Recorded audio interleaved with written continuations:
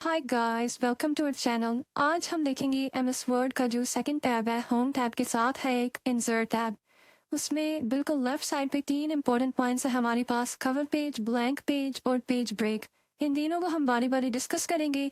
For example हमारे पास एक document है पूरा, ठीक है, इसमें हम कवर पेज लगाना चाह रहे हैं। ये बेसिकली जो टॉप पे पेज होता है वो होता है।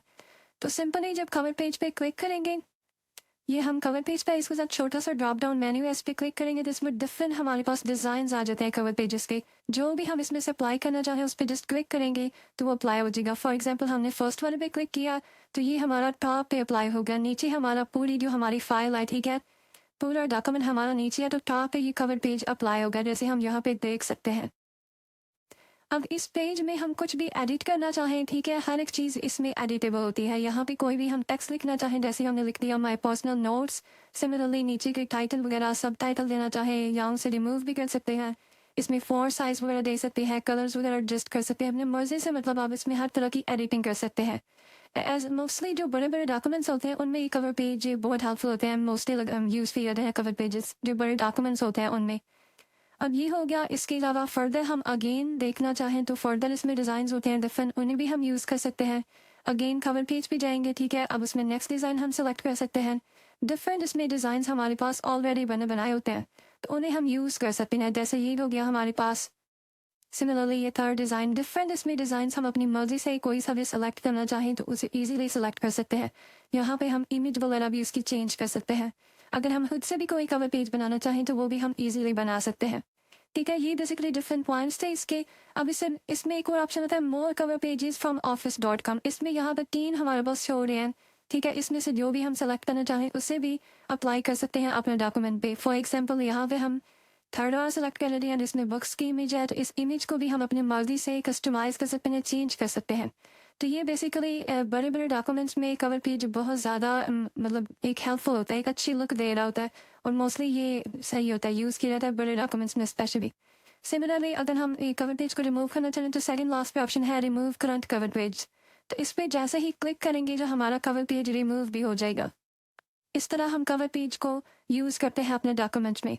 अब इसमें सेकंड पॉइंट है हमारे पास, ठीक है। ये हमने कवर पेज को देख लिया, इसमें डिफरेंट ऑप्शंस अपनी मर्जी से हम चेकआउट कर लेंगे जो भी हम करना चाहें। तो इसके अलावा अब इसमें लास्ट भी ऑप्शन होता है, अगर गैलरी में कुछ पड़ा हुआ है तो वो भी आप यहाँ पे ला सकते हैं, ठीक है। अब इसके अलावा सेकंड पॉइंट है हमारे पास ब्लैंक पेज का।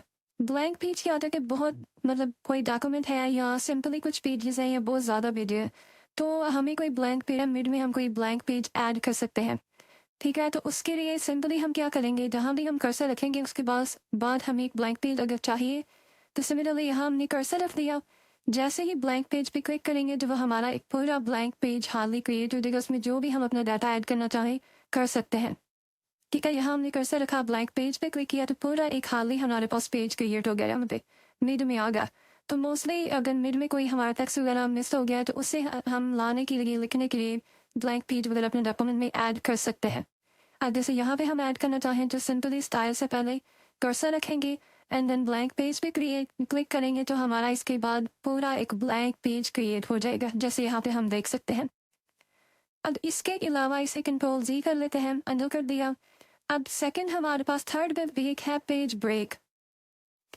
फॉर एग्जांपल हम चाहते हैं हमारे पेज पे एक लिमिट तक टेक्स्ट रहे, उसके बाद आगे से हम चाहते हैं कि वो अगले पेज पे शिफ्ट हो जाए, तो उसके लिए पेज ब्रेक को यूज़ किया जाता है। अब यहाँ पे हाइलाइटर्स बेसिकली हमने लिखा हुआ है, ठीक है, उसके बाद सेव टाइम है।